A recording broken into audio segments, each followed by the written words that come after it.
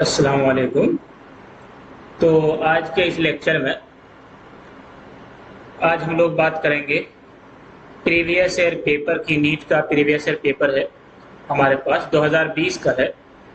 2020 का पेपर हमारे पास है और जो पेपर कोड है हमारा वो है E1 और इसमें क्वेश्चन नंबर 36 136 से 186 तक 180 तक जो है वो फिजिक्स के क्वेश्चन। समझ आ गई बात है। तो आज हम लोग इस प्रीवियस ईयर पेपर के सॉल्यूशन को देखेंगे। समझ आ गई बात है। तो चलिए सबसे पहला क्वेश्चन देखते हैं। सबसे पहला क्वेश्चन जो हमारे पास है वो है for which one of the following Bohr model is not valid. देखो बोर मॉडल किसके लिए वैलिड था? बोर मॉडल वैलिड था सिंगल इलेक्ट्रॉन स्पीसीज के लिए वैलिड था, सिंगल इलेक्ट्रॉन एलिमेंट के लिए वैलिड था। तो अब देखो हाइड्रोजन एटम में एक इलेक्ट्रॉन होता है, इसके लिए वैलिड हो जाएगा। He+1 में चूंकि 2 इलेक्ट्रॉन होता है हीलियम के अंदर, अगर एक इलेक्ट्रॉन निकाल दोगे तो ये भी क्या हो जाएगा? सिंगली आयनाइज्ड हीलियम एटम हो जाएगा। ड्यूट्रॉन में क्या है? प्रोटॉन के नंबर 2 होंगे, ठीक है। ये तो होगा 1H2। तो यहाँ पर भी क्या है? इलेक्ट्रॉन तो एक ही है, इसलिए ड्यूट्रॉन में भी वैलिड होगा। लेकिन सिंगल आयनाइज्ड नियोन एटम में यानी कि Ne के पास 10 इलेक्ट्रॉन होता है। समझ आई बात है। उसमें से एक इलेक्ट्रॉन निकाल दिया गया तो अब भी 9 इलेक्ट्रॉन इसके पास है। तो इसीलिए जो बेस्ट ऑप्शन है हमारे पास, मतलब जो करेक्ट ऑप्शन है वो है सिंगली आयनाइज्ड नियोन एटम। चूंकि ये सिंगली आयनाइज्ड नियोन एटम में चूंकि 9 इलेक्ट्रॉन है। कितने इलेक्ट्रॉन है? 9 इलेक्ट्रॉन है। जबकि बोर मॉडल जो है किसके लिए वैलिड है? सिंगल इलेक्ट्रॉन वाले स्पीसीज एलिमेंट के लिए क्या है? वैलिड है, या आयन के लिए क्या है? वैलिड है, ठीक है। तो Bohr model is only valid for single electron species. Single ionised neon atom has more than 1 electron in orbit, hence Bohr model is not valid. Question number 137. The ratio of contribution made by the electric field and the magnetic field component to the intensity of electromagnetic wave. ठीक है, देखो intensity of electromagnetic wave में हमने देखा था electromagnetic wave कैसी होती है। इलेक्ट्रोमैग्नेटिक वेव ये होता था, ये था एक्स एक्सिस, ये था वाई एक्सिस, ये था जेड एक्सिस। तो इलेक्ट्रोमैग्नेटिक वेव में ये था इलेक्ट्रिकल कंपोनेंट, ऐसी वेव, ठीक है। और मैग्नेटिक कैसी थी? वाई जेड प्लेन में, ठीक है, सॉरी एक्स जेड प्लेन में, ऐसी है ना। इस तरह की वेव थी, है ना, इस तरह की वेव थी। खैर, लेकिन इसमें जो है दोनों का कंपोजिशन जो है, मतलब इंटेंसिटी जो कंपोनेंट है वो दोनों के हिसाब से क्या होता है? बराबर होता है। समझ आ गई बातें? दोनों का कंपोनेंट क्या होता है? बराबर होता है, यानी 1:1 होता है। समझ आई बातें? तो in an electromagnetic wave half of the intensity is provided by the electric field and half of the intensity is provided by the magnetic field. इसलिए रिक्वायर्ड रेशियो क्या हो जाएगा? 1:1 का रेशियो होता है। क्या होगा? रिक्वायर्ड रेशियो क्या होगा? 1:1 का रेशियो होगा, ठीक है। ये सब थ्योरेटिकल क्वेश्चन है, इलेक्ट्रोमैग्नेटिक वेव से आया है ये। Next question, angle IB for an interface should be. Brewster's angle इनमें से क्या होना चाहिए? देखो ब्रेविस्टर्स एंगल का हमारे पास रिजल्ट था μ इज इक्वल टू 10IB, जहां पर म्यू क्या था? रिफ्रैक्टिव इंडेक्स था। और रिफ्रैक्टिव इंडेक्स जो है वो लाइक करता है ग्रेटर देन 0 से लेस देन इंफिनिटी तक। इसका मतलब क्या हो गया? That is 10IB is greater than 1 and less than infinity, ठीक है। क्योंकि म्यू 1 से इंफिनिटी के बीच में वेरी करता है, तो 10IB कहां से वेरी करेगा? 1 से लेकर इंफिनिटी के बीच में। तो अब देखो, अब यहां से देखो, इसका मतलब क्या हो जाएगा? IB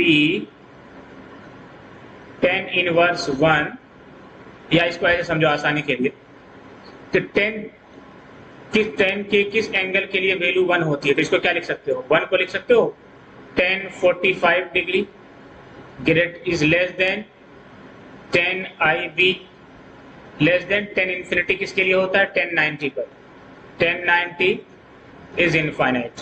तो इसका मतलब अगर हम कंपेयर करें तो हम क्या कहेंगे? IB is greater than 45 degree less than 90 degree. समझ आ गई बात है? एंगल को कंपेरिजन करेंगे तो क्या आ जाएगा? IB is greater than 45 degree and less than 90 degree, ठीक है। नेक्स्ट क्वेश्चन, नेक्स्ट क्वेश्चन हमारे पास है, a cylinder contains hydrogen gas at A pressure of 249 kilo pascal.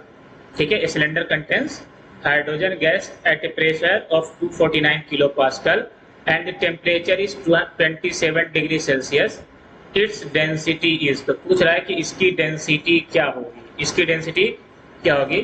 तो एक सिलेंडर है, सिलेंडर के अंदर जो हाइड्रोजन गैस है उसका प्रेशर कितना है 249 किलो पास्कल। प्रेशर कितना है 249 किलो पास्कल है। ठीक है, प्रेशर कितना है 249 किलो पास्कल है। ठीक है, टेम्परेचर जो है वो कितना है 27 डिग्री सेल्सियस, यानी कि 27 प्लस 273, यानी कि ये वैल्यू हो जाएगी 300 केल्विन।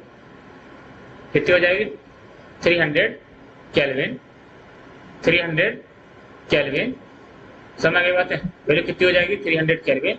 और आर की जो वैल्यू है वो है 8.3 जूल पर मोल पर केल्विन, पर मोल पर केल्विन। ठीक है, तो अब देखो अगर हम यहां से देखें हाइड्रोजन गैस है तो ये गैस इक्वेशन यूज करें PV is equal to nRT। तो अब यहां से देखना P को हम क्या लिख सकते हैं, N को लिख सकते हैं given mass by molar mass into RT upon volume. यहां से प्रेशर, यहां से देखो समझ बात है कि नहीं। तो यहां से देखो मास अपॉन वॉल्यूम को हम लिख सकते हैं डेंसिटी, और यहां से हो जाएगा RT ओवर मोलिकुलर वेट। और मास अपॉन वॉल्यूम क्या हो जाएगा डेंसिटी, यहां से हो जाएगा density equal to pressure into molecular weight divided by R into T। तो डेंसिटी कितना हो जाएगा देखो, प्रेशर है 249 किलो पास्कल है तो किलो को लिख दो 10 की पावर 3। मोलिकुलर वेट कितना है हाइड्रोजन का, हाइड्रोजन H2 गैस का 2 ग्राम, 2 ग्राम का मतलब 2 इंटू 10 की पावर -3 kg अपॉन R कितना है 8.31 एंड T इज 400। इससे तो ये खत्म हो जाएगा। ठीक है, और इन दोनों को मल्टीप्लाई करो तो तुम्हें मिल जाएगा 498 अपॉन ये हो जाएगा 831 इंटू 4, 831 इंटू 4। इसको भी छोटा कर लो, दैट विल बिकम 249 यानी 249 अपॉन ये भी हो जाएगी 2, 3 2 6, 8 2 16। ठीक है, 249 अपॉन 1662। ठीक है, 1662 को 249 से डिवाइड, 249 को 1662 से डिवाइड कर दो तो 0 पॉइंट, और यहाँ पर क्या आ जाएगा 1, तो 0.1 वैल्यू कहाँ आ रही है, आई थिंक ऑप्शन थर्ड में। तो option third is the correct option. ये क्वेश्चन ज्यादा मुश्किल नहीं था, बस कैलकुलेशन है, वो कैलकुलेशन आपको करने हैं। समझ में आ गई बात है। हाँ, हमारा रिजल्ट गलत क्यों आ रहा है, जरा पीछे बैक करके देखें। टेम्परेचर कितना था हमारे पास, ओहो टेम्परेचर देखो यहाँ पर 300 केल्विन था, टेम्परेचर कितना था 300 केल्विन। तो यहाँ 300 केल्विन पुट करो। ठीक है, कितना पुट करो 300 kelvin, then you will get how much 0.02, then what you will get 0.2। तो option B is the correct option, option B is correct. एक चीज देखिए, आप तरीके को देखते समझ में आ गई बातें, हो सकता है कैलकुलेशन वगैरह कहीं पे गलती हो गई हो तो ये चीज करेक्ट कर लिया करें आप। ठीक है, नेक्स्ट क्वेश्चन जो हमारे पास है, नेक्स्ट क्वेश्चन है ए रे is incident at an angle of incidence I on a surface of A small angle prism with angle of prism A and emerge normally from the opposite surface. If the refractive index of the material of the prism is mu, then the angle of the incident is nearly equal to। दूसरा फिर से सवाल पढ़ता हूं मैं। A ray is incident at an angle, मैं यहाँ पर डायग्राम बना लूं। ठीक है, ठीक है, कुछ इस तरह का डायग्राम है। A ray is incident, क्या कह रहा है, A ray is incident at an angle of incidence I, ये एंगल ऑफ इंसिडेंस क्या है I है। ठीक है, on the surface of a small angle prism, ये जो एंगल ऑफ प्रिज्म है ये भी क्या है, स्मॉल है, एंगल ऑफ इंसिडेंस जो है वो भी स्मॉल है। ठीक है, कह रहा है कि इसके लिए जो इमर्जेंट रेज है वो नॉर्मली बाहर आती है, मतलब इन दोनों के बीच, मतलब ये नॉर्मल और इमर्जेंट रे के बीच का एंगल 0 है, यानी कि एंगल ऑफ इमरजेंस इज 0। ठीक है, एंगल ऑफ इमरजेंस क्या है, 0 है। समझ में आ गई बात है, एंगल ऑफ इमरजेंस क्या है, 0 है। ठीक है, एंगल ऑफ इमरजेंस क्या है, 0 है। If the refractive index of the material of the prism is mu, mu का मटेरियल प्रिज्म जो है उसके मटेरियल का रिफ्रैक्टिव इंडेक्स कितना है, म्यू है, तो हमें पता करना है then the angle of the incident, तो ये जो एंगल ऑफ इंसिडेंस है उसकी वैल्यू कितनी है, इसकी वैल्यू कितनी है। समझ में आई बात है, एंगल ऑफ इंसिडेंस की वैल्यू कितनी है।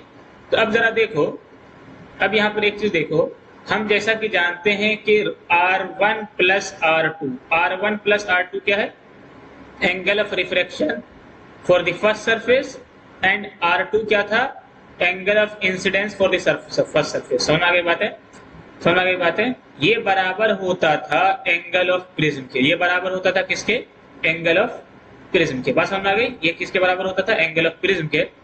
तो अब देखो यहाँ से, अभी देखो यहाँ से कि R1 क्योंकि E 0 है तो R2 भी क्या होगा, 0 होगा। इस सरफेस पर जो एंगल ऑफ इंसिडेंस होता है R2 जिसको हम कहते थे, ठीक है, तो यहाँ से R1 किसके बराबर हो जाएगा, एंगल ऑफ प्रिज्म के। समझ में आ गई बात है। अच्छा, अब दोनों सरफेस पर हम एसनल्स लॉ लगा दें तो देखो क्या होता था, sine I 1 into sine I यानी angle of incidence equal to mu into sine R2, sine R1। ठीक है, तो यहाँ से क्या आ जाएगा, sine I equal to mu sine A, क्या हो जाएगा, म्यू साइन A। अब चूंकि एंगल बहुत छोटा है हम क्या लिख सकते हैं, sine I can be written as I, mu sine A can be written as A। तो यहाँ से क्या आ जाएगा, angle of incidence equal to mu into A, angle of incidence equal to mu into A। समझ में आ गई बात है। Next question, two cylinder A and B of equal capacity, क्या कह रहा है, two cylinder A and B of equal capacity are connected to each other via a stopcock.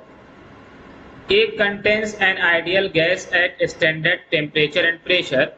B is completely evacuated.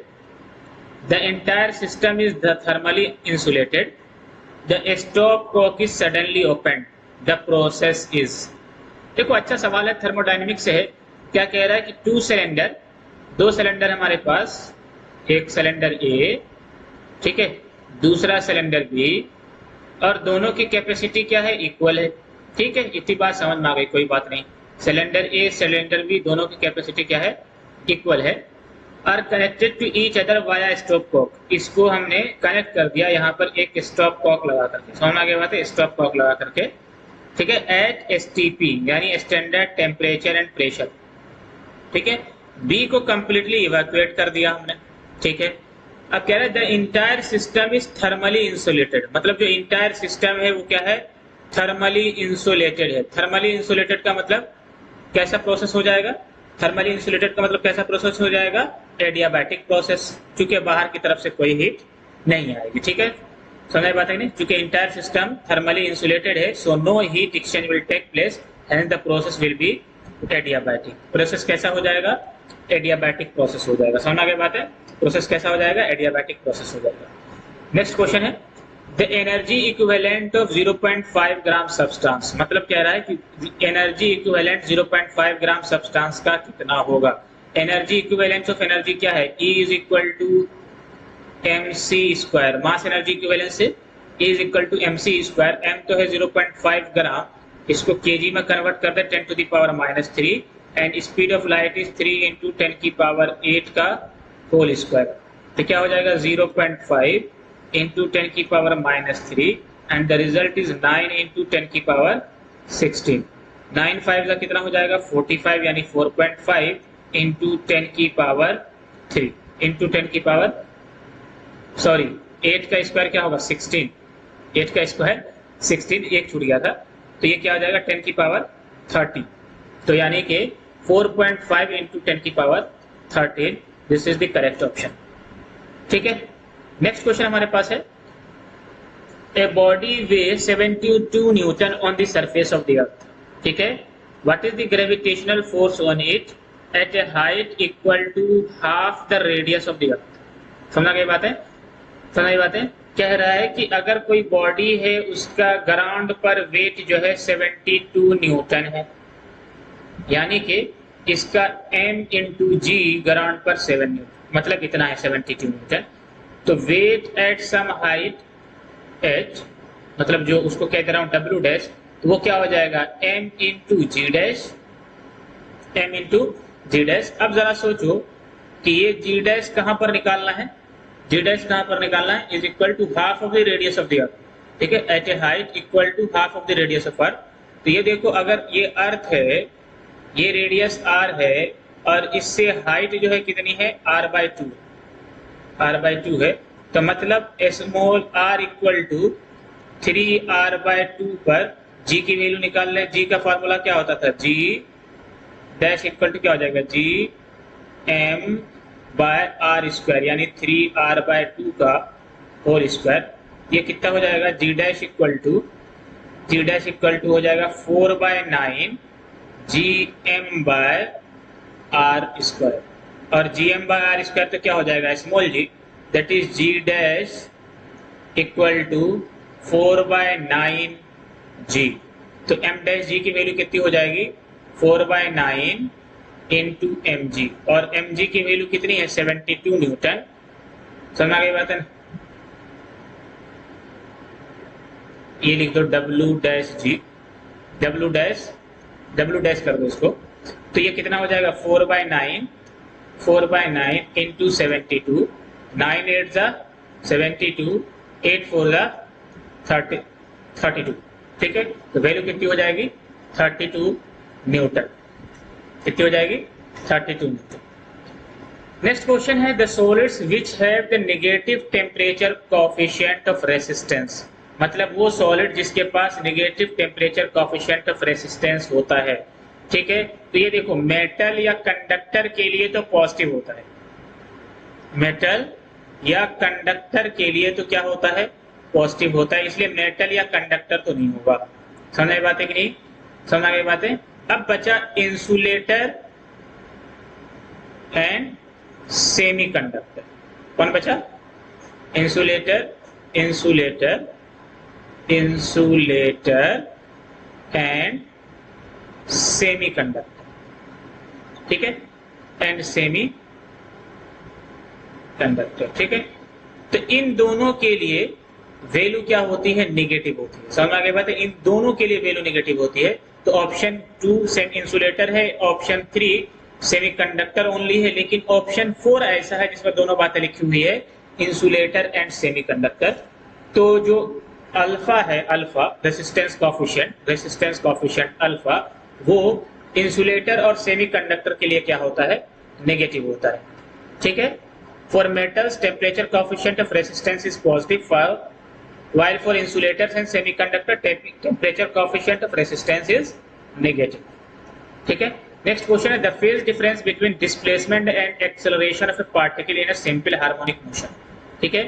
कह रहा है कि फेज डिफरेंस कितना होगा किसके बीच, डिस्प्लेसमेंट के बीच और एक्सेलरेशन के बीच किसी सिंपल हार्मोनिक मोशन में। तो सिंपल हार्मोनिक मोशन की डिस्प्लेसमेंट की इक्वेशन क्या होती है, y is equal to a sine omega t, चलो +5 रख दे, ठीक है। तो ये तो क्या है हमारा डिस्प्लेसमेंट की इक्वेशन तो यही हो गई। अब देखो एक्सेलरेशन कैसे आएगा, इसको 2 बार डिफरेंशिएट करने से। तो ये देखो dy/dt किसके बराबर हो जाएगा, साइन का डिफरेंशिएशन कॉस, तो ये क्या हो जाएगा a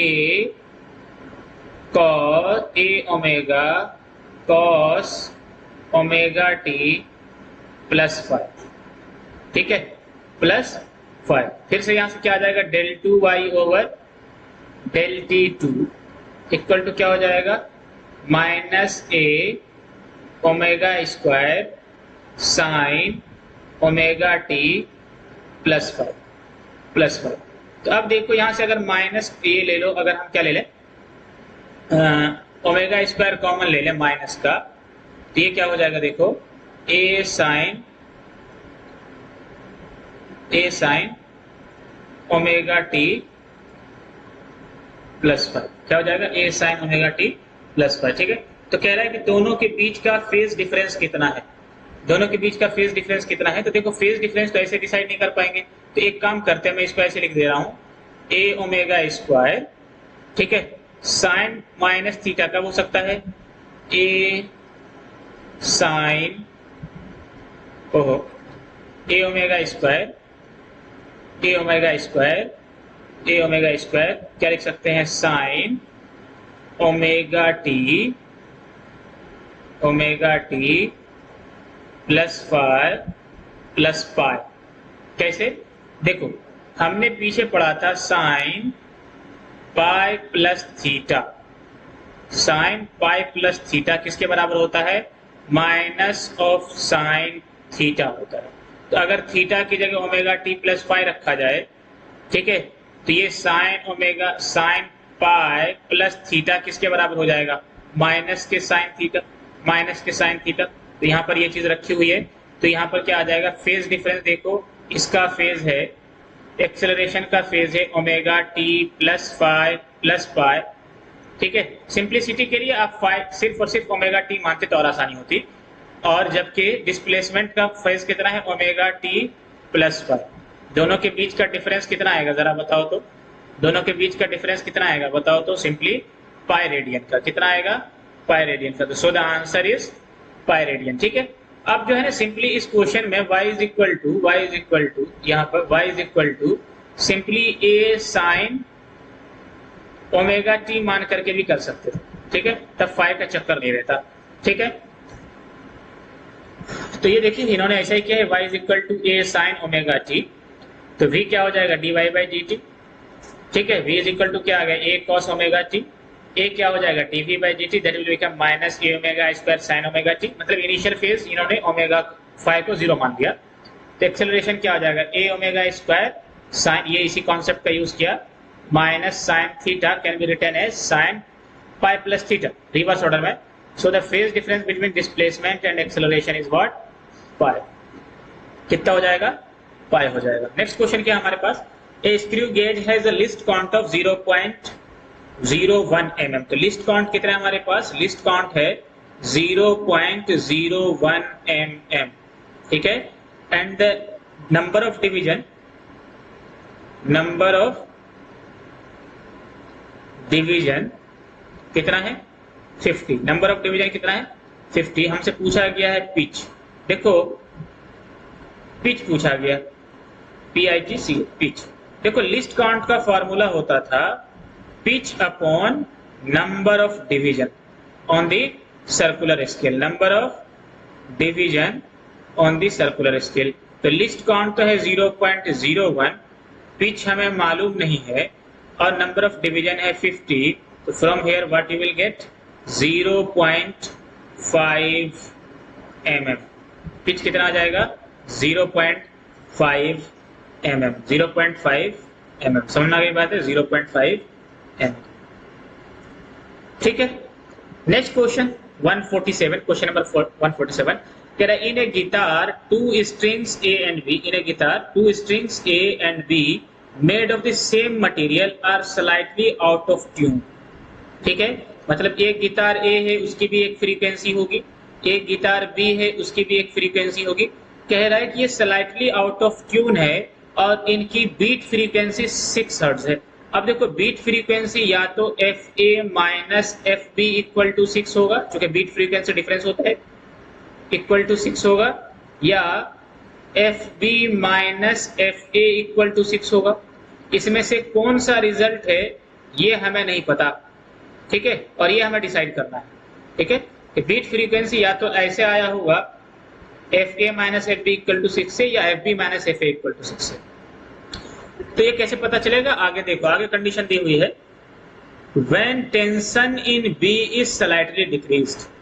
जब B का टेंशन स्लाइटली डिक्रीज किया जाता है तो बीट फ्रीक्वेंसी इंक्रीज करके 7 हर्ट्ज हो जाती है। एक बात बता दूं मैं, जब किसी का टेंशन, जब किसी स्ट्रिंग का टेंशन रिड्यूस किया जाता है, जब टेंशन क्या किया जाता है?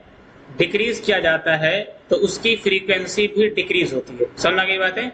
लेकिन ये देखो कि जब बी की फ्रीक्वेंसी डिक्रीज हुई है, ठीक है, और F A minus F B की वैल्यू, मतलब इस डिफरेंस की वैल्यू यानी बीट जो है वो क्या हो गया है, बढ़ गया है, तो इसका मतलब डेफिनेटली है कि वो result F A minus F B है। क्यों?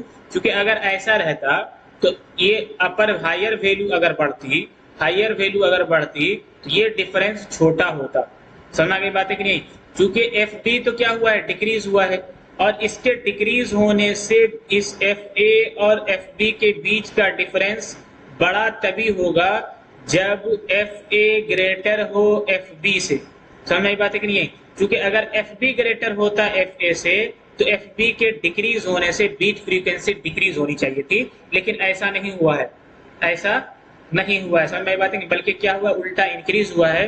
तो इसका मतलब एफ ए ग्रेटर है एफ बी से। समझ आ गई बात है? क्या है, एफ ए ग्रेटर है एफ बी से। तो अब क्वेश्चन के अंदर गिवन है ए की फ्रीक्वेंसी है 30 हर्ट्ज, ए की फ्रीक्वेंसी कितनी है, 530 हर्ट्ज, तो ए की जगह रख दो क्या, 530 minus F of B equal to 6। From here you what you will get 524 equal to F B. समझ आ गई बात है? Frequency of B is 524, that is the original frequency of second guitar, ठीक है, that is the original frequency of second guitar. Question number 148, question number 148 हमारे पास कुछ इस तरह से है, two particles of mass 5 kg and 10 kg respectively are attached to two ends of a rigid rod of length 1 meter with negligible mass। ठीक है, कह रहा है कि एक मास 5 kg है, दूसरा मास 10 kg है, इसको नेग्लिजिबल रिजिड रॉड से फिक्स कर दिया गया। सुनाई बात है कि नहीं? जिसकी लेंथ 1 मीटर है, एक का मास 5 kg है, दूसरे का मास 10 kg। ठीक है, आगे चले। कह रहा है centre of the mass of the system from the 10 kg particle is, तो कह रहा है कि इस सिस्टम का centre of mass 10 kg particle से क्या होगा। इसी लाइन को अगर हम एक्स एक्सिस मान लें और इसको वाई एक्सिस मान लें, तो दोनों का सेंटर एक्स एक्सिस पे लाई करता है, तो इसका सेंटर ऑफ मास यहाँ कहीं लाई करेगा। ठीक है, तो मतलब एक्स सेंटर ऑफ मास निकाल ले, चूंकि वाई सेंटर ऑफ मास तो 0 ही होगा।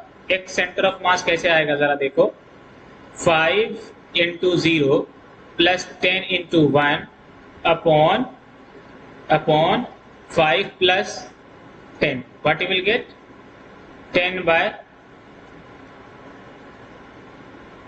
15, that is 10 by 15 मीटर।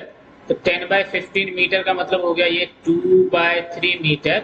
इसको सेंटीमीटर में कन्वर्ट कर दें, that is 200 by 3, that will give you 3 6 18, 3 6 18.6, ये हो जाएगा approximately 67 सेंटीमीटर।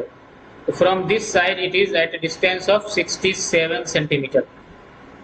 ठीक है, कितना हो जाएगा, 67 सेंटीमीटर। ठीक है, ये फॉर्मूला यूज कर लेंगे एक्स सेंटर ऑफ मास का, m1 x1 plus m2 x2 over m1 plus m2। Next question हमारे पास है, find the torque required, find the torque about the origin when a force of 3J Newton acts on A particle whose position vector is 2km। तो देखो torque का formula होता है r cross f। ठीक है, सिंपली इसमें put कर दो, टॉर्क की वैल्यू r कितना है, r कितना है हमारा, r है हमारा 2k कैप और f है हमारा 3J कैप।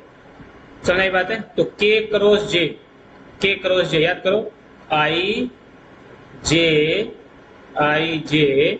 और k है ना। ये देखो k क्रॉस j क्लॉकवाइज है, तो ये क्या होगा, k क्रॉस j, मतलब j क्रॉस k होता तब तो i हो जाता, लेकिन k क्रॉस j है तो ये that will become minus i, that means minus 6i cap, minus 6i cap. ठीक है, the result will B minus 6i cap.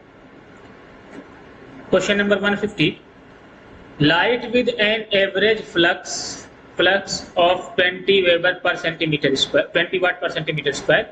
तो 20 वाट पर सेंटीमीटर स्क्वायर का मतलब दैट इज इंटेंसिटी इज 20 वाट पर सेंटीमीटर स्क्वायर।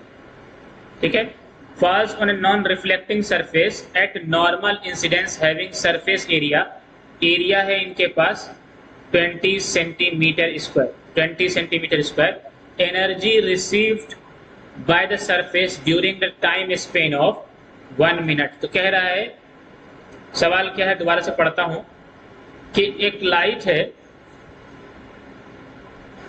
ठीक है, जिसकी इंटेंसिटी इतनी है, वो किसी एरिया ए पर फॉल कर रहा है। ये बताइए 1 मिनट में इस सरफेस के ऊपर कितनी एनर्जी फॉल की होगी। तो देखो, इंटेंसिटी का फॉर्मूला होता है energy per unit time per unit area. तो एनर्जी क्या हो जाएगा, intensity into area into time. तो अब देखो, इंटेंसिटी चूंकि 20 वाट पर सेंटीमीटर स्क्वायर है, तो एरिया को भी सेंटीमीटर स्क्वायर में पुट कर दें तो वो क्या हो जाएगा, कैंसिल। 20 इंटू 20 और टाइम कितना है 1 minute, that is 60 second. What you will gate, 3 0, 2 2 4, 4 6 24, that is 2400 joule. That is 24 into 10 की पावर 3 जूल, 24 इंटू 10 की power 3 joule. The result is 24 into 10 की पावर 3 जूल। नेक्स्ट क्वेश्चन हमारे पास है, ए spherical conductor of radius 10 centimetre has a charge of 3 into 10 to the power minus 7 centimeter distributed uniformly. What is the magnitude of electric field at a point 50 centimeter from the center of the sphere? इससे आसान सवाल क्या होगा भाई, ये एक sphere है, इससे 15 सेंटीमीटर की दूरी पर हमें इलेक्ट्रिक फील्ड चाहिए। सीधा सीधा पूरे चार्ज को कहाँ मान लो, सेंटर पर। E is equal to 1/4 pi epsilon naught Q by R square। ये तो हो जाएगा 9 into 10 to the power 9। Q की वैल्यू कितनी है 3.2 into 10 to the power -7 और R की वैल्यू कितनी है, क्योंकि 15 सेंटीमीटर रेडियस तो बाहर का पॉइंट हो जाएगा ना, रेडियस तो इसकी 10 सेंटीमीटर है, तो ये क्या हो जाएगा R स्क्वायर यानी 15 into 10 की पावर -2 का कितना हो जाएगा 225। That's why the result is wrong. तो ये हो जाएगा 28.8 अपॉन 225 इंटू 10 की पावर 6। तो ये इसको ऐसे लिख ले 288 बाई 225 इंटू 10 की पावर 6, 10 की पावर 5। ठीक है, तो ये option B is the correct. Option B क्या हो जाएगा हमारे लिए, करेक्ट ऑप्शन हो जाएगा। ऑप्शन बी क्या हो जाएगा, करेक्ट हो जाएगा। तो इस तरह के माइनर मिस्टेक हो सकते हैं, समझ बात है। कॉन्सेप्ट को देखिए कि क्या लगाया गया है। कैलकुलेशन मैं बार बार कह रहा हूं, कैलकुलेशन आप खुद भी करें, समझ बात है, कैलकुलेशन आप खुद भी करें। कॉन्सेप्ट को देखें, इस तरह की माइनर मिस्टेक हो सकते हैं, समझ बात है, ठीक है। इसलिए मैंने यहाँ पर साइड में ये भी सोल्यूशन प्रोवाइड किया है ताकि कहीं पर अगर गलती हो तो पता चल जाए। समझ आ गई बात है, कैलकुलेशन में कहीं पर गलती हो तो पता चल जाए, ठीक है। नेक्स्ट क्वेश्चन हमारे पास है 152। In a certain region of space with volume 0.2 metre cube, ठीक है, कह रहा है in a certain region of space, in a certain region of space with volume 0.2 metre cube the electric potential is found to be 5 volt throughout. कह रहा है कि एक सर्टेन स्पेस है जहां पर इलेक्ट्रिक पोटेंशियल 5 वोल्ट है, तो कह रहा है magnitude of electric field in that region. देखो, इलेक्ट्रिक फील्ड का फॉर्मूला होता था माइनस dV या del V by del R, ठीक है। अब चूंकि डेल V क्या है, कांस्टेंट है, तो उसका डिफरेंशिएशन 0 हो जाएगा। That's why the result is 0, that's why the result is 0, ठीक है। क्वेश्चन नंबर 153, क्वेश्चन नंबर 153 कह रहा है the increase in width of the depletion region in A PN junction diode. तो कह रहा है कि पीएन जंक्शन डायोड में, ठीक है, पीएन जंक्शन डायोड में एक पी साइड है एक एन साइड है, तो पीएन जंक्शन डायोड में ये जो डिप्लेनेशन रीजन है जहां पर यहाँ पर बनता था इमोबाइल पॉजिटिव आयन, ठीक है, और यहाँ बनता था इमोबाइल नेगेटिव आयन, जिनकी वजह से यहाँ एक पोटेंशियल डिफरेंस क्रिएट हो जाता था, और इस रीजन को हम कहते थे डिप्लेनेशन रीजन। तो इस डिप्लेनेशन रीजन को बढ़ने की वजह क्या होती थी कि पी साइड को कनेक्ट कर दिया जाए किससे, नेगेटिव टर्मिनल ऑफ बैटरी से, और एन साइड को कनेक्ट कर दिया जाए पॉजिटिव टर्मिनल ऑफ बैटरी से, जिसे हम लोग क्या कहते थे, रिवर्स बाइस्ड, ठीक है। समझ बात है कि नहीं। तो for reverse bias only the width of the depletion region increases. ठीक है, due to reverse biasing the width of the depletion region increases. Question number 154 क्या हमारे पास कह रहा है, a 40 microfarad capacitor is connected to a 220 volt 50 hertz AC supply. The RMS value of the current in the circuit is. तो देखिए RMS value का formula क्या होता था हमारे पास, C ओमेगा E RMS. क्या होता था, C ओमेगा E RMS. ये कहां से आया मैं बताता हूं जरा देखिए. हमारे पास फॉर्मूला होता था इम्पीडेंस के लिए. समझ बात है कि नहीं, समझ बात है कि नहीं. तो फुल्ली कैपेसिटर सर्किट के लिए जो इम्पीडेंस होता था वो क्या होता था, XC इक्वल टू हम लिखते थे E RMS by I RMS. ठीक है, और XC जो है वो बराबर होता था 1 ओवर ओमेगा C के. तो यहां से हमारे पास आ गया E RMS by I RMS and the result is I RMS equal to C omega E RMS. ठीक है, बाकी कैलकुलेशन यहां से आप चेक कर लें. तो कितना हो जाएगा, C हमारे पास है 40 माइक्रोफैरेड था, तो फैरेड कितना हो जाएगा 40 × 10⁻⁻⁶. ओमेगा क्या होता है 2 पाई टी यानी 2 पाई एफ. फ्रीक्वेंसी हमें दी हुई थी 50 hertz, that's why it will become 50 × 2 यानी 100 पाई. ERMS हमारे पास है 200 volt, that's why IRMS will become 200 × 40. देखो 200 × 40 × 10⁻⁻⁶, 2 पाई × 50. ये हो गया ओमेगा की वैल्यू. ठीक है, ये हो गया हमारा कैपेसिटेंस की वैल्यू और ये हो गया हमारा ERMS. From here you will get 2.5 ampere. The result is 2.5 ampere. ठीक है, तो ये कहां से लाना था, यहां से लाना था कि XC बराबर होता है ERMS का IRMS, क्योंकि ये रिजल्ट डायरेक्ट किसी को याद नहीं होता है, ये रिजल्ट याद होता है. और XC को लिख सकते हैं 1 over omega C. From here you will get ERMS by IRMS. ठीक है, ये क्वेश्चन तुम्हारा था AC चैप्टर से. ठीक है, नेक्स्ट क्वेश्चन है, the mean free path for a gas with a molecular diameter d and number density n. Number density n यानी number of particles per unit volume is expressed as. तो mean free path का सीधा सीधा formula ही होता है क्या, 1 over √2 n pi d square. ठीक है, हमारे पास जो ये जो 1/√2 आया था किसकी वजह से आया था, करेक्शन फैक्टर की वजह से आया था. ठीक है, according to formula lambda equal to 1 over √2 n pi d square. ये तो सीधा फार्मूला है, इसका कोई सॉल्यूशन देने की प्रोवाइड करने की जरूरत नहीं है. क्वेश्चन नंबर 156 है, फॉर ट्रांजिस्टर एक्शन के लिए which of the following statement is correct. कौन सा स्टेटमेंट सही है, समझ बात है कि नहीं. देखो ट्रांजिस्टर वर्किंग के लिए हमें चाहिए था बेस इमिटर जंक्शन फॉरवर्ड बाइस and collector base junction reverse biased. इनके अलावे इमीटर की डोपिंग होना चाहिए हाई. इमीटर की डोपिंग होनी चाहिए हाई. ठीक है, बेस की डोपिंग होनी चाहिए क्या, लो. ठीक है, और कलेक्टर की डोपिंग होनी चाहिए मॉडरेट. ठीक है, इनके अलावे एरिया का जो कॉन्सेप्ट था, सबसे ज्यादा एरिया होना चाहिए कलेक्टर का, उसके बाद area of emitter, then area of base. ठीक है, अब इस सारे डाटा को देख लो, यहां से कौन सी बात है. तो पहला ऑप्शन है base emitter and collector region should have the same doping. ये बात गलत हो गई. ठीक है, यहाँ डोपिंग वाले कॉन्सेप्ट से देख लो, कह रहा है base emitter and collector region should have the same size. नहीं, ये बात भी गलत है, एरिया के हिसाब से देख लो. कह रहा है both emitter junction as well as the collector junction are forward bias. नहीं, emitter collector base junction reverse bias होना चाहिए, बेस इमीटर जंक्शन फॉरवर्ड बाइस होना चाहिए. ये भी गलत हो गया. तो the base reason must be very thin, जाहिर सी बात है बहुत कम एरिया है ना. And lightly doped. बिल्कुल ऑप्शन डी क्या है हमारा सही है, ऑप्शन डी क्या हमारा सही है. समझ आ गई बात है. क्वेश्चन नंबर 157 हमारे पास है, a light of frequency 1.5 times the threshold frequency. ठीक है, तो कहीं पर थ्रेशोल्ड फ्रीक्वेंसी f0 है और लाइट जो फॉलो कर रही है उसकी फ्रीक्वेंसी है 1.5 टाइम्स. ठीक है, कह रहा है is incident on A photo sensitive material. तो ठीक है, चूंकि जो फ्रीक्वेंसी फॉलो कर रही है उसकी फ्रीक्वेंसी लाइट जो हमारे पास थ्रेशोल्ड फ्रीक्वेंसी उससे ज्यादा है, ये इलेक्ट्रॉन इमिट कर सकता है, ठीक है। What will be the photo electric current if the frequency is half.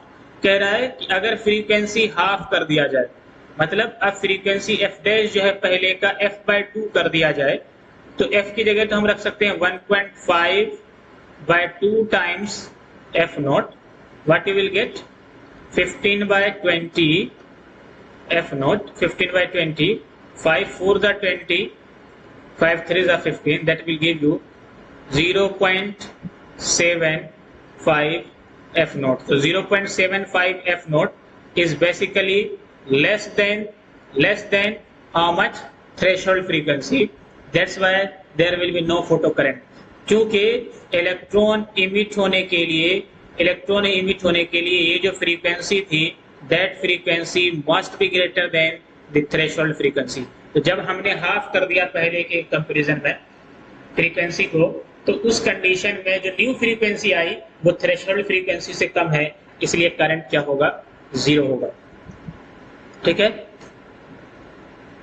क्या रहा? व्हेन यूरेनियम आइसोटॉप्स, यूरेनियम ये न्यूक्लियर से है, यूरेनियम 92-235, ठीक है, is bombarded with A neutron, ठीक है, इसके ऊपर न्यूट्रॉन से बॉम्बार्ड किया गया, न्यूट्रॉन है ना, bombarded with A neutron atomic number 0 mass number 1, ठीक है। इट जनरेट्स, ये जनरेट्स करता है क्या? क्रिप्टन 3689 है ना, एंड 3 न्यूट्रॉन का मतलब 3 0 1 प्लस x। अब x में से ढूंढना है कि ये x क्या है, तो सबसे पहले तो हम क्या करा दें? मास कंजर्व करा दें। इसको यहाँ पर एटॉमिक नंबर लिख लें A, मास नंबर लिख लें B। तो देखो रिएक्टेंट की साइड तो है 235 प्लस 1 मास नंबर, और प्रोडक्ट की साइड है 89 प्लस 3 इंटू 1 प्लस B। तो यहां से देखो कितना आ जाएगा, ये तो हो जाएगा 236, चूंकि ये 35 था, 236, और ये कितना हो जाएगा 92 प्लस B। तो इसको ले जाकर माइनस कर दो, 236 minus 92 equal to B। What you will get? 4, 6 minus 2 is 4 and 13 minus 9 is 4, that is 144, ठीक है। तो 144 मास नंबर अकेला दिख रहा है, यही है, तो बाकी दूसरी चीज को देखने की जरूरत ही नहीं है, ठीक है, समझ बात है। वैसे जो प्रोटॉन के नंबर हैं उसको भी मैच करा सकते थे, इधर था 92, इधर था 36 प्लस A, तो 92 माइनस 36 यू विल गेट 56, तो ये भी मैच कर जाएगा, चार्ज भी कंजर्व करा सकते हैं, ठीक है। नेक्स्ट क्वेश्चन है question number 159, the energy required to break the one bond in DNA। कह रहा है कि एक बॉन्ड को, DNA के एक बॉन्ड को ब्रेक करने के लिए जो एनर्जी रिक्वायर्ड चाहिए, that is 10 to the power -20 joule, ठीक है। तो कह रहा है कि ये वैल्यू इलेक्ट्रॉन वोल्ट में कितनी होगी। तो ये देखो, याद रखो 1 इलेक्ट्रॉन वोल्ट होता है 1.6 into 10 to the power -19 joule, ठीक है। तो 10 टू द पावर -20 जूल में कितना इलेक्ट्रॉन वोल्ट होगा, डिवाइड कर दो 1.6 इंटू 10 टू द पावर -19 से। From here you will get 10 to the power -20 plus 19 by 1.6, तो यहां से आ जाएगा आपको 10 की power -1 over 1.6। From here you will get 10 by 116 into 10, 0 से 0 कैंसिल, यू विल गेट 1/16। 1/16 की वैल्यू कितनी हो जाएगी? 1/16, 0 0, पॉइंट के बदला एक 0, फिर 0 के बदला एक 0, ठीक है। 16 6 96, 0.06 के आसपास आ रहा है, 0.06 के आसपास आ रहा है। द रिजल्ट इज 0.06, ठीक है, the result is 0.06 electron volt. Next question है, two bodies of mass 4 kg and 6 kg are tied to the end of a massless string. The string passes over a pulley which is frictionless as shown in figure. The acceleration of the system in terms of acceleration due to gravity। कह रहा है कि acceleration बताओ system का G के term, ठीक है।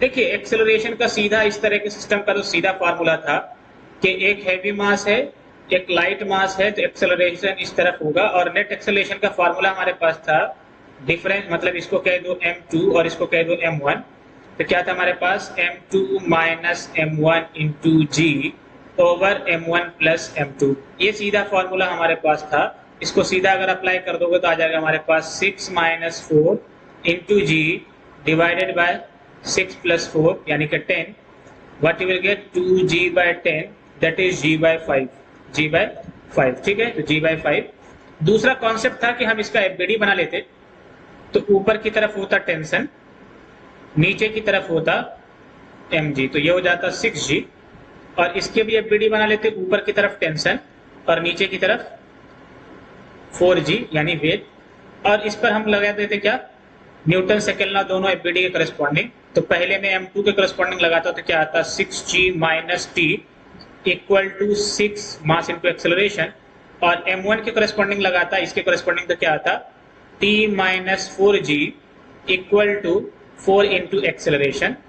इस इक्वेशन 1 और इक्वेशन 2 को अगर आप ऐड कर दें तो क्या मिलेगा, देखो 6g minus 4g equal to 10a, what you will get 2g equal to 10a, from here you will get a is equal to g by 5। ठीक है, a is equal to g by 5, whatever you want you may apply. ठीक है, समझ गई बात है, तो ये रिजल्ट होता था। ठीक है, समझ गई बात है, चूंकि स्ट्रेन का कोई कंसेप्ट नहीं है यहाँ पर, आसानी से हम इस फॉर्मूले को अप्लाई कर सकते हैं। नेक्स्ट क्वेश्चन, क्वेश्चन नंबर 161 है हमारे पास, a wire of length L and area of cross section A। कह रहा है a wire of length L and area of cross section A, length L and area of cross section A hanging from a fix support, ऊपर कोई fix support है ऐसे। ठीक है, the length of the wire changes from L1 changes to L1, मतलब ये value change होकर के कितनी हो गई, L1 हो गई, जब इससे कोई मास हैंग किया गया, and that mass was m, that mass was m। ठीक है, दैट मास वाज m। तो ये बताओ कि इसका यंग्स मॉडुलस कितना होगा, ये निकालना था। तो देखो यंग्स मॉडुलस का फॉर्मूला था हमारे पास stress upon stress, stress upon strain. ठीक है, तो अब देखिए यहां पर स्ट्रेस तो क्या हो जाएगा, फोर्स अपॉन एरिया, तो फोर्स तो हमारे पास क्या है m इंटू जी, और एरिया क्या है a। स्ट्रेन क्या आएगा, स्ट्रेन आएगा डेल्टा L बाय L, तो डेल्टा L तो कितना आएगा L1 minus L upon L।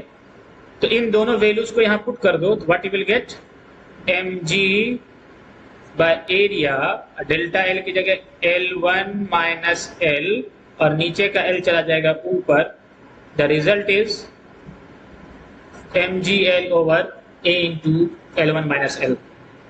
ठीक है, समझ गई बात है।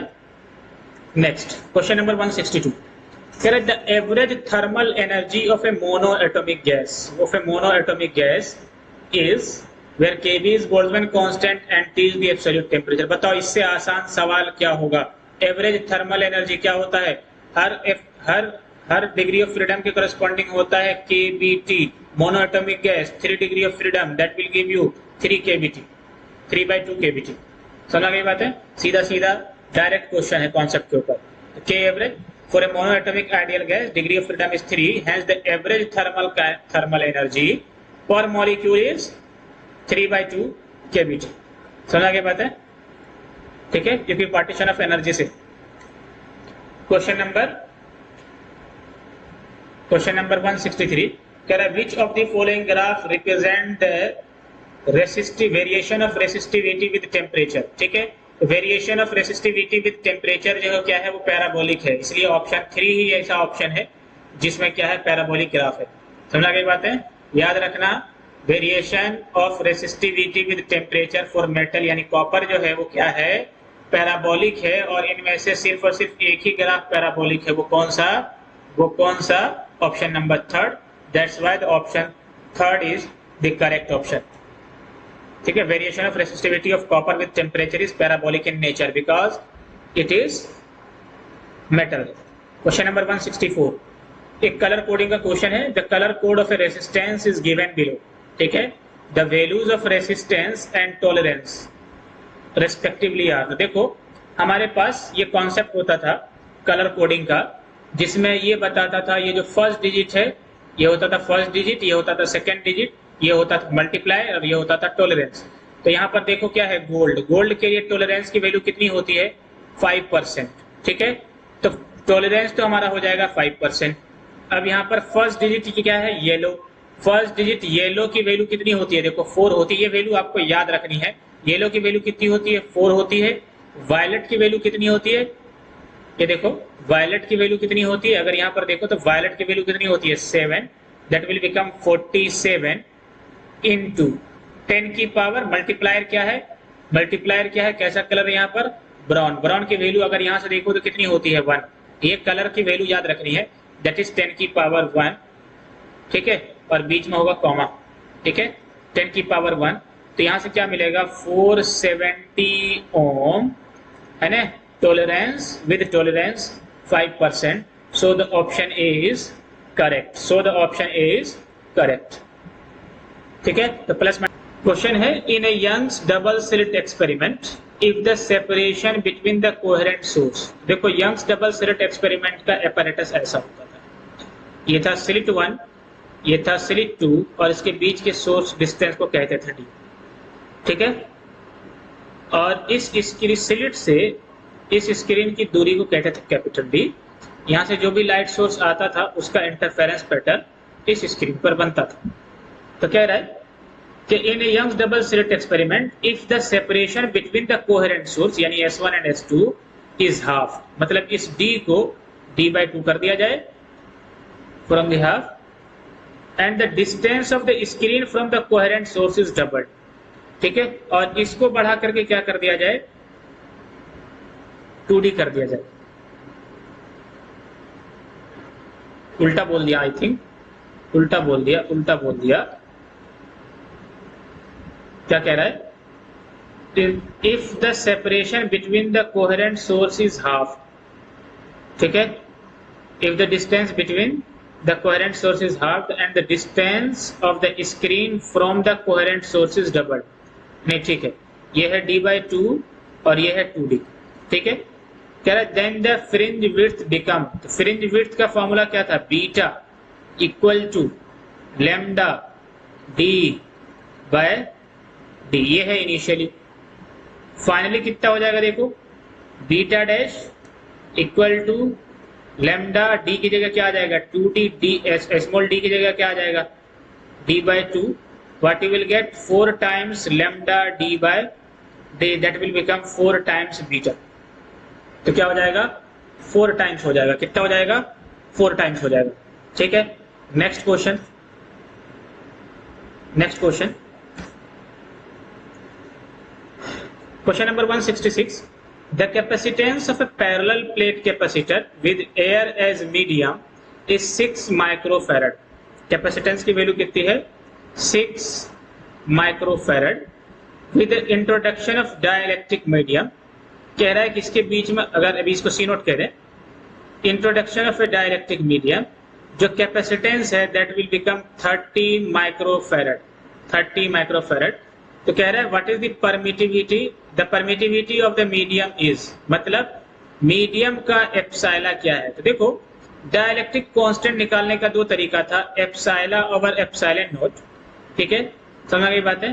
तो यहां से हम निकाल सकते हैं डाइलेक्ट्रिक परमिटिविटी ऑफ मीडियम, समझ गई बात है कि नहीं, क्या निकाल सकते हैं permittivity of medium that is K times epsilon not. लेकिन हमें K नहीं पता, लेकिन हमें यह भी पता है कि जब भी किसी 2 पैरेलल प्लेट कैपेसिटर के बीच में हम क्या रखते हैं, कोई डाइलेक्ट्रिक मटेरियल रखते हैं, तो उसका न्यू कैपेसिटेंस K टाइम्स हो जाता है। तो यहां से देखो दोनों कैपेसिटेंस की वैल्यू दी हुई है, तो C/C0 is also K। From here what will get epsilon equal to C/C0 into epsilon naught। तो C is how much 30, C0 is how much 6, epsilon naught is how much 8.85 into 10 की power -12 है ना, coulomb square पर Newton पर metre square. ये हो जाएगा 6 5 30 what you will get 5 5s are 25, 2 carry, 8 5s are 40 plus 2 40, 2 8 5s are 40, 40 plus 4 44, ठीक है। ये हो जाएगा 44.25 इंटू 10 की पावर माइनस 12। तो ये हो जाएगा एक्चुअली, इसको डेसिमल को इधर ले आओ तो दैट विल बिकम 0.44 इंटू 10 की पावर माइनस 10, 10 की पावर माइनस 10, ठीक है। एक बार मैं बार बार कहता हूँ एक चीज की कैलकुलेशन आप चेक करें, मैं कॉन्सेप्ट बता सकता हूँ, कैलकुलेशन मिस्टेक हो सकता है। समझ में आ गई बात है? समझ में आ गई बात है? ये वैल्यू ठीक है, option C is the correct. Question number 167 क्या करें? डायमेंशन ऑफ स्ट्रेस इज, अभी लिखा था स्ट्रेस क्या होता है? फोर्स अपॉन एरिया, ठीक है, फोर्स अपॉन एरिया। और फोर्स क्या होता है? फोर्स क्या होता है? मास into acceleration, mass into acceleration by area. तो मास इंटू एक्सेलरेशन की यूनिट क्या होती है? किलोग्राम मीटर पर सेकेंड स्क्वायर, और नीचे एरिया की यूनिट हो गई मीटर स्क्वायर। तो यहाँ एक m से m खत्म हो जाएगा, यहाँ से वैल्यू कितनी आ जाएगी? Kilogram metre inverse second inverse, यानी कि ये हो जाएगा m किलोग्राम, m लेंथ है, l माइनस 1, s टाइम है, t की पावर माइनस 2। तो m l minus 1 t minus 2, m l minus 1 t minus 2। तो क्या हो जाएगा dimension of stress? m l minus 1 t minus 2। Question number 168 कह रहे assume that the light of wavelength 600 nanometre, lambda कितना है? 600 nanometre, is coming from a star. कहां से आ रही है? Coming from a star. The limit of resolution of telescope whose objective is has a diameter of 2 millimeter, objective has a diameter of 2 meter is। समझ आ गई बात है? देखो इसका फॉर्मूला था हमारे पास सीधा, रिजोल्यूशन का फॉर्मूला था क्या? 1.22 लैम्डा बाय डी, ठीक है, यही था रिजोल्यूशन का फॉर्मूला। रिजोल्यूशन का फॉर्मूला हमारे पास यही था 1.22 लैम्डा बाय डी। तो 1.22 lambda is how much? 600 nanometre. तो 600 नैनोमीटर का मतलब 600 इंटू 10 की पावर माइनस 9, 10 की power minus 9 metre divided by D is how much? 2। What you will get? यहाँ से मिल जाएगा आपको 300, ठीक है। ये हो जाएगा 1.22 इंटू 3 इंटू 10 की पावर माइनस 7, ये हो जाएगा 3.66 इंटू 10 की पावर माइनस 7 रेडियन, ठीक है, ठीक है, 3.66। the first option is the correct option, ठीक है। क्वेश्चन है a series LCR circuit is connected to an AC voltage source। क्या कह रहा है?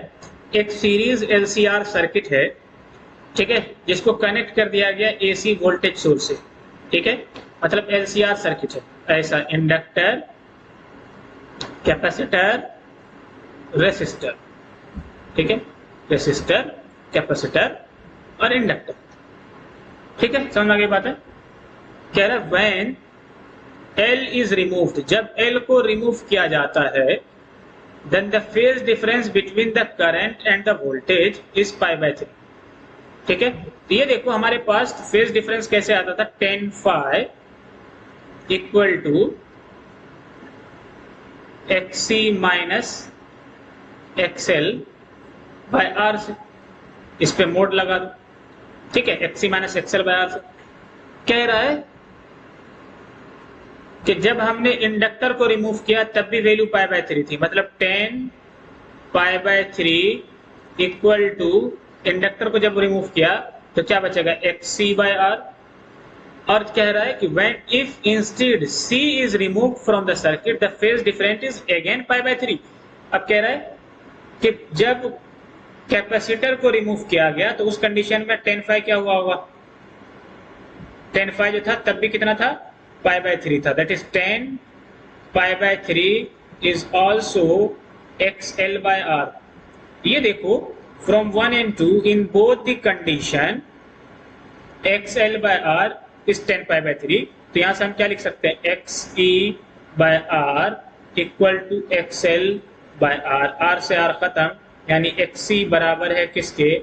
XL के, that is there is a condition of resonance, there is condition of resonance. और जब कंडीशन ऑफ रेजोनेंस हो जाता है, जब कंडीशन ऑफ रेजोनेंस हो जाता है तो power factor of the circuit, power factor of the circuit क्या हो जाएगा, power factor of the circuit क्या हो जाएगा, यहां पर देखो कि cos फाई, पावर फैक्टर किसको कहते थे, cos फाई, cos फाई किसके बराबर हो जाएगा, देखो cos फाई का फॉर्मूला होता था, पावर फैक्टर इसी कहते थे, ये होता था हमारा पावर फैक्टर का फॉर्मूला होता था R ओवर Z, Z का मतलब इंपेडेंस, Z का मतलब होता था XC माइनस XL का whole square plus R square, ये होता था Z हमारा। तो XC माइनस XL जब 0 है the result will B R, और नीचे R स्क्वायर की वैल्यू हो जाएगी R, कट के क्या देगा 1, समझ गए बात है, द वैल्यू इज व्हाट 1, ठीक है। तो पावर फैक्टर किसको कहते थे, cos फाई को कहते थे। तो power factor is basically R by Z, ठीक है, किसका होता था R बाय Z, Z जहां पर क्या है इंपेडेंस है। तो रेजोनेंस की कंडीशन में चूंकि XC बराबर हो जाता है XL के, तो वैल्यू हो जाएगी 1, समझ गई बात है। क्वेश्चन नंबर 170, क्वेश्चन नंबर 170 कह रहा है a short electric dipole has a dipole moment, has a dipole moment, यानी P की वैल्यू कितनी है 16 into 10 की power -9 coulomb metre. The electric potential due to dipole at a distance of 0.6 meter from the center of the dipole situated on a line making an angle of 60 degree। तो theta कितना है 60 degree, ठीक है, और distance कितना है, ये R या D कितना है 0.6 मीटर। देखिए पोटेंशियल एनर्जी का फॉर्मूला था, समझ बात है, इलेक्ट्रिक डायपोल की वजह से इलेक्ट्रिक पोटेंशियल का फॉर्मूला था 1/4 पाई एप्सिलॉन नॉट, यानी P cos theta over R square, P cos theta over R square. तो K की वैल्यू 1/4 पाई एप्सिलॉन नॉट की वैल्यू हो जाएगी 9 into 10 to the power 9, P की वैल्यू हो जाएगी 16 into 10 की power -9 and cos 60 by R square, R is how much 0.6 का होल स्क्वायर, 0.6 का होल स्क्वायर। ये दोनों वैल्यू तो हो जाएगी देखिए 1, और ये हो जाएगी 9 into 16, और ये हो जाएगा 36 यानी 0.36, और इस 0.36 और cos 60 की वैल्यू होती है 1/2, cos 60 की वैल्यू होती है 1/2। From here you will gate 9 into 16 into 100 divided by 36 into 2, ठीक है, ये हो जाएगा 2 8 जा 16, 9 4 जा 36, 4 2 जा 8, what you will gate 200 volt, कितना हो जाएगा 200 वोल्ट, समझ गई बात है, वैल्यू कितनी हो जाएगी 200 वोल्ट हो जाएगी, ठीक है। क्वेश्चन नंबर 171 कह रहा है एन आयरन हैज ससेप्टिबिलिटी, ठीक है, मतलब X, ठीक है, कितना है 599 है, is subjected to a magnetism field, ठीक है, मैग्नेटिक फील्ड कितना है B, the permeability of the material of the rod is, ठीक है। तो ये देखो ससेप्टिबिलिटी 159 है, यहां से हमारे पास होता था रिलेटिव परमेबिलिटी का फॉर्मूला 1 प्लस ससेप्टिबिलिटी, ये कितना हो जाएगा 1 plus 599, that will give you 600, समझ आई बात है कि नहीं। और परमेबिलिटी होता था mu equal to mu R into mu naught, mu R into mu naught. तो म्यू आर तो है 600 और ये है 4 pi into 10 to the power -7, समझ आ गई बात है। तो यहां से कितना हो जाएगा 6 4 द 24 पाई इंटू 10 की पावर -2.4 पाई इंटू 10 की पावर -4, 2.4 पाई इंटू 10 की पावर -4, क्योंकि ये हो जाएगा 2400, ठीक है। 2.4 पाई इंटू 10 की पावर -4 टेस्ला मीटर पर एम्पियर, 2.4 पाई इंटू 10 की पावर -4 टेस्ला मीटर पर एम्पियर। कैलकुलेशन एक बार आप चेक कर लिया करें, समझ में आ गई बात है, ठीक है। नेक्स्ट क्वेश्चन, क्वेश्चन नंबर 172 कह रहा है a long solenoid, question is a long solenoid 50 centimetre long having 100 turns, ठीक है। तो number of turns per unit length कितना हो जाएगा 100/50 दैट इज 2, ठीक है। समझ बात है कि नहीं। ओहो सॉरी सॉरी सॉरी सॉरी, पहले सवाल पूरा पढ़ लें। A long solenoid 50 centimeter long having 100 turn carries a current of 2.5 milliampere. The magnetic field at the center of the solenoid is, देखो मैग्नेटिक फील्ड का फॉर्मूला था B is equal to mu naught N I. तो mu naught तो है 4 pi into 10 to the power -7 और n होता था मतलब number of turns per unit length. तो देखो 100 टर्न्स है हाफ मीटर में, चूंकि ये 50 सेंटीमीटर था तो 1/2 मीटर होगा और करंट हमारे पास 2.5, ये 2 भी चला जाएगा ऊपर, that will become 4 pi into 10 की पावर -7 इंटू 200 इंटू 2.5। देखो 2.5 इंटू 4 तो ये तो हो जाएगा 10 पाई, ठीक है, इंटू 10 की पावर -7 इंटू 200, ठीक है। तो यहां से देखो ये हमारे पास आ जाएगा 2 पाई इंटू 10 की पावर -4 और पाई की वैल्यू रख दो 3.14 इंटू 10 की power -4, that will give you 6.28 into 10 की पावर -4 टेस्ला, ठीक है। 6.28 इंटू 10 की power -28 6.28 into 10 to the power -4 Tesla. Question number 173. कह रहा है charge particle having drift velocity यानी VD, VD कितना है 7.5 into 10 की पावर -4 एंड इलेक्ट्रिक फील्ड, और इलेक्ट्रिक फील्ड की वैल्यू है 3 into 10 to the power -10 volt per metre, has a mobility in metre square per volt per second. देखो mobility का formula था simply VD/E, drift velocity by electric field. तो drift velocity तो हमारे पास है 7.5 इंटू 10 की पावर -4 और इलेक्ट्रिक फील्ड हमारे पास 3 इंटू 10 की पावर -10, तो इसको कैंसिल करोगे तो दैट विल गिव यू 2.5, ये 10 की पावर -10 था और ये ऊपर जाके हो जाएगा 10 की पावर 6, तो 2.5 इंटू 10 की पावर 6, तो मोबिलिटी इज 2.5 इंटू 10 की पावर 6। समझ में गई बात है, metre square per volt per second. Question number 174 हमारे पास है, the quantity of heat required to raise the temperature of a 2 solid copper spheres of radii R1 and R2 through 1 degree kelvin are in the ratio. कह रहा है कितनी quantity heat की required होती है to raise the temperature of 2 solid copper spheres of radii R1 and R2 through 1 kilo, मतलब 1 kelvin temperature rise करने के लिए कितनी एनर्जी की रिक्वायरमेंट है। देखो Q बराबर क्या होता है MS डेल्टा T, ठीक है।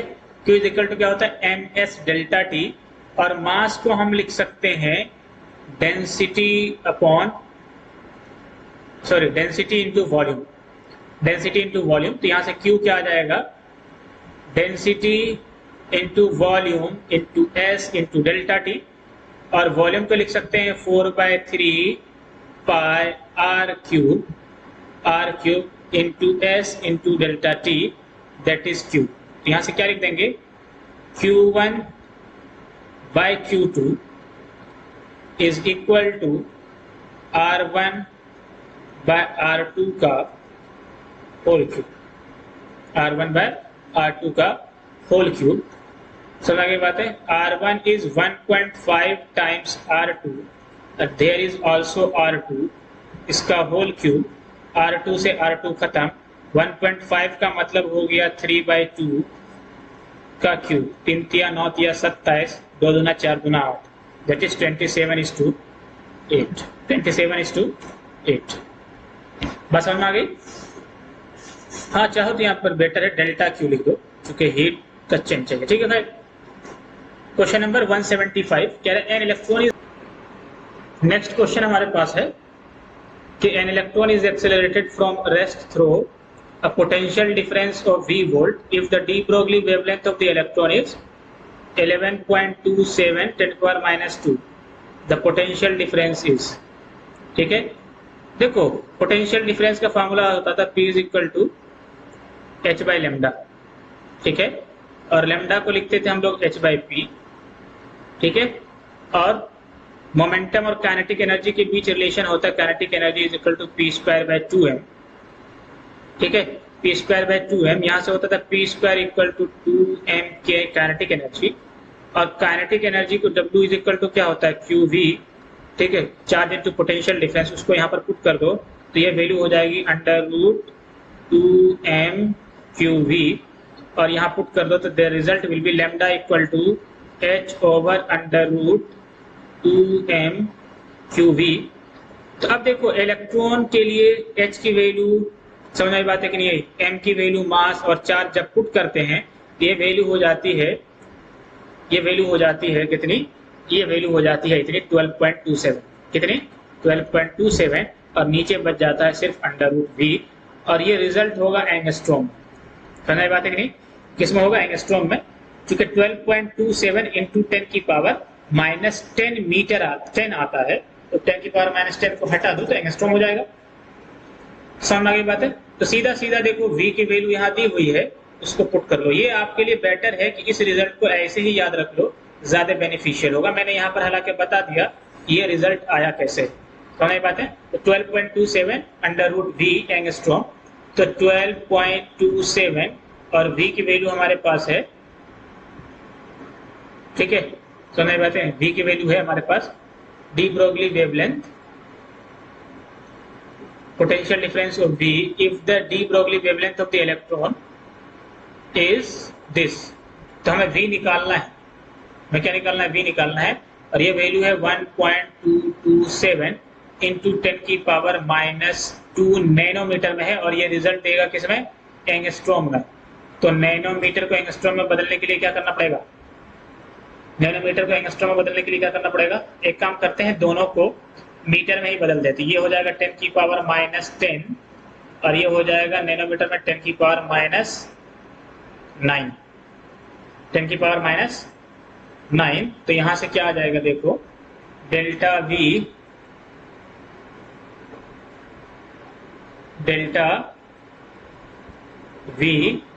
इक्वल टू हो जाएगा 12.27 10 की पावर माइनस 10 और नीचे हो जाएगा 1.27227 इंटू 10 की पावर माइनस 9 इंटू 10 की पावर माइनस 9, और इसको कैंसिल आउट करके देखो कितना आएगा रिजल्ट, 10 की पावर,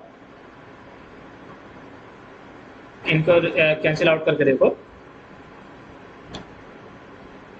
इनको कैंसिल आउट करके देखो रिजल्ट कितना आएगा, 10 की पावर 2, और इसको स्क्वायर कर दो तो वैल्यू कितनी हो जाएगी, 10 की पावर 4, ठीक है, 10 की पावर 4, तो वोल्ट विल बी 10 की power 4 volt, voltage will be 10 की पावर 4 वोल्ट। ये बेटर है कि 12.27 under root V angstrom wavelength होता है किसका, डी ब्रोगली वेवलेंथ इलेक्ट्रॉन के लिए, ठीक है, याद रखना है। क्वेश्चन नंबर 176 है, taking into account of significant figures what is the value of 9.99 minus 0.00999, तो 9.99 माइनस 0.0099, देखो सब्ट्रैक्ट करने को तो हम कर लेंगे और आंसर आ जाएगा यहाँ से, इसको 0 डाल दो तो वैल्यू हो जाएगी 108,920। तो अब देखो ये पहला ही ऑप्शन ऐसा मैच कर रहा है, ठीक है, अगर सेकंड प्लेस तक कोई लेता है तो दूसरा ऑप्शन मैच कर रहा है, थर्ड प्लेस तक कोई लेता है तो तीसरा ऑप्शन मैच कर रहा है, फर्स्ट प्लेस तक कोई लेता है, सॉरी ये 9 ही रहेगा, 9 ही रहेगा, ठीक है, इधर 9 ही है ना, तो 9.9 ये भी मैच कर रहा है, समझ आ गई बात है, ये भी मैच कर रहा है। तो अब जरा गौर करो कि अब हम कैसे डिसाइड करेंगे, तो हम डिसाइड करेंगे सिग्निफिकेंट फिगर से। तो सिग्निफिकेंट फिगर में हम क्या देखते थे कि डेसिमल में जहां पर लिस्ट सिग्निफिकेंट फिगर है हम उसके हिसाब से डिसाइड करते थे, यहाँ पर क्या है, लेस्ट डेसिमल प्लेस कहां तक है, 2 प्लेस तक है, तो our answer will be up to 2 decimal place in decimal, so the correct answer is option number 2, so the correct answer is option number 2. In subtraction answer should be reported to the least number of decimal places, कहां तक करना था, least number of decimal place तक answer को report करना था significant figure के हिसाब से, इसीलिए, ठीक है। क्वेश्चन नंबर 177 है, a ball is thrown vertically downward with a velocity from the top of a tower, एक टावर है उसके टॉप से एक बॉल को फेंक दिया गया नीचे की तरफ ठीक है, 20 मीटर पर सेकेंड से। समझ आई बात है कि नहीं? ठीक है, if it hits the ground with a velocity, hit करता है 80 मीटर पर सेकेंड से, जी की वैल्यू लेनी है 10, तो कह रहा है हाइट ऑफ टावर निकालो। ओहो, ये 9th क्लास के बच्चे कर देंगे इस सवाल को। थर्ड इक्वेशन लगा दो, v square equal to u square plus 2as। तो v का स्क्वायर क्या हो जाएगा? 80 का स्क्वायर इक्वल टू u का स्क्वायर यानी 20 का स्क्वायर प्लस 2g, g की वैल्यू कितनी है 10, h मालूम नहीं, ये हो जाएगा देखो 6400 minus 400 upon 20, that will give you h, that is 6000 divided by 20, that is। Next question हमारे पास है कि a capillary tube of radius r is immersed in water, water rises into it to a height h। कह रहा है capillary है, इसमें water जो है h लेवल तक राइज कर गया है। कहां तक? h लेवल तक राइज कर गया है, और यहाँ पर सरफेस टेंशन क्या है? T है। तो ये बताओ, ये जो सरफेस टेंशन की वजह से फोर्स है, वही तो इस वेट को क्या करता था? बैलेंस। तो यहाँ पर क्या होगा? T इंटू एल, और ये एंगल होता था थीटा, तो इसको क्या लिखते थे? T cos theta. मतलब T into L, L is how much? 2 pi r cos theta, that must be equal to mg, that must be equal to mg। समझ लगे बात है? 2 pi r cos theta, that must be equal to mg। ठीक है, और मास को क्या लिख सकते हैं? डेंसिटी। ठीक है, the mass of water that will rise in this. ठीक है, the mass of water that will rise in this. ठीक है, तो यहां से एक चीज देख लें, मास ही निकालना है, तो m यहां पर है और r यहां पर है। तो देखो मास जो है डायरेक्टली प्रोपोर्शनल है इसके r के, मास जो है डायरेक्टली प्रोपोर्शनल है r के, तो मतलब m1 by m2 that must be equal to r1 by r2। ठीक है, another capillary tube of radius 2r is immersed in water, mass of the water will rises। तो पहले कितना था? 5 ग्राम, m2 मालूम नहीं है, r1 कितना था? r, r2 कितना है? 2r, तो m2 will become 10 gram, m2 will become 10 ग्राम। ठीक है, नेक्स्ट क्वेश्चन। ठीक है, नेक्स्ट क्वेश्चन है, the resistance of a wire connected in the left gap of the metre bridge balance at 10 ohm resistance in the right gap at the point which divides the bridges in the ratio 3:2, if the length of the resistance wire is 1.5 meter, ठीक है, then the length of 1 ohm of the resistance wire is, then the length of the 1 ohm wire resistance of the wire is। सवाल देखो क्या कह रहा है? the resistance wire connected in the left gap of a meter bridge, diagram देख ले हमारे पास ऐसा है, the resistance of a wire connected in the left gap of a meter bridge of meter bridge balances at 10 ohm। ठीक है, ये जो है 10 ohm resistance in the right gap at a point which divides the bridges in the ratio 3:2, which divides the bridges in the ratio 3:2, 3:2 के ratio में क्या करता है? उसको डिवाइड करता है। Resistance of the wire is, है ना, क्या करें? If the length of the resistance wire is, ये जो रेसिस्टेंस वायर है P, इसकी लेंथ जो है वो है 1.5 मीटर, 1.5 मीटर। ठीक है, तो कह रहा है the length of 1 ohm resistance wire, तो कह रहा है कि अगर 1 ओम रेसिस्टेंस वायर की लेंथ क्या होगी। ठीक है, तो पहले तो ये पता कर लें कि 1.5 मीटर लेंथ कितने रेसिस्टेंस की है, तो ये तो है L1, ये है L2, तो मीटर ब्रिज के हिसाब से P/Q that must be equal to L1/L2। ठीक है, L1/L2, तो ये रेशियो जो गिवन है 3/2 equal to P/Q is 10, what you will get? P is equal to 3/2 into 10, यानी कि कितना है? 15 ओम। कितना है? 15 15 ओम है ना, तो मतलब 1.5 मीटर में 15 ओम है, 15 ओम है, तो जाहिर सी बात है 1 ओम रेसिस्टेंस कितने में होगा, 1 मीटर वायर में होगा। समझ आ गई बात है, कितने में होगा, 1 मीटर वायर में होगा। समझ आ गई बात है। Then the length of 1 ohm of the resistance wire, ठीक है, कितने में होगा, 1 मीटर में होगा। ऑप्शन तो यहाँ बड़ा गड़बड़ है, ठीक है।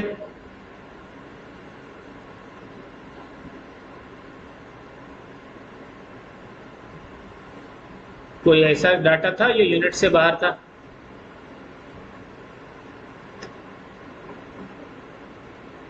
ऑफ ए मीटर ब्रिज, ठीक है।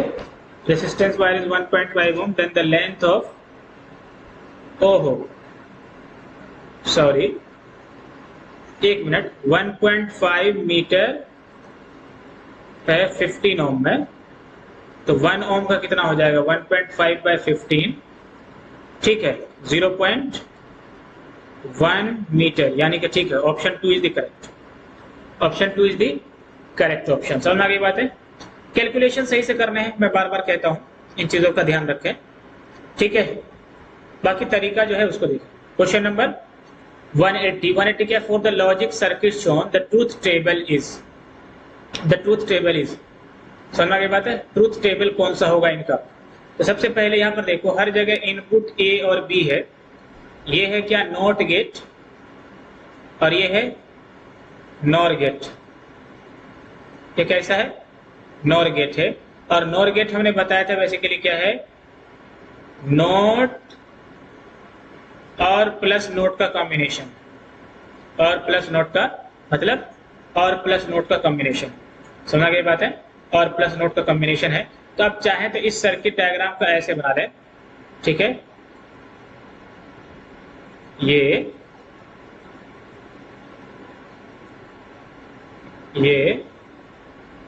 यहां से ऐसे गया, फिर मिला और गेट, ठीक है, और फिर से यहां मिला नॉट गेट, ठीक है। इस सर्किट को ऐसा बना सकते हैं। तो अब देखो यहां पर 0, यहां पर भी 0, तो यहां आएगा 1, यहां आएगा 1, ये है चूंकि और गेट, तो रिजल्ट रहेगा 1, और इसका रिजल्ट आएगा 0। तो मतलब जब 0 और 0 था तो रिजल्ट क्या था हमारा, 0 था। तो देखो ऑप्शन 3 और ऑप्शन 4 तो खत्म हो गए, ठीक है, ये वाली बात ठीक है और ये वाली बात ठीक है। अब आते हैं दूसरे पर, 0 और 1 पे। तो जब ये 0, ये 1, तो ये हो जाएगा 1, ये हो जाएगा 0, चूंकि और गेट है तो ये रिजल्ट अब भी रहेगा क्या, 1, ठीक है, और नॉट गेट क्या कर देगा इसको, 0। तो सेकेंड ऑप्शन शुड बी 0। तो यहाँ पर 0 नहीं है, यहाँ पर 0 है, so option A is the correct option. समझ आ गई बात है, ऑप्शन ए क्या हमारे लिए करेक्ट ऑप्शन है। Thank you, we will meet in the next lecture with the next paper.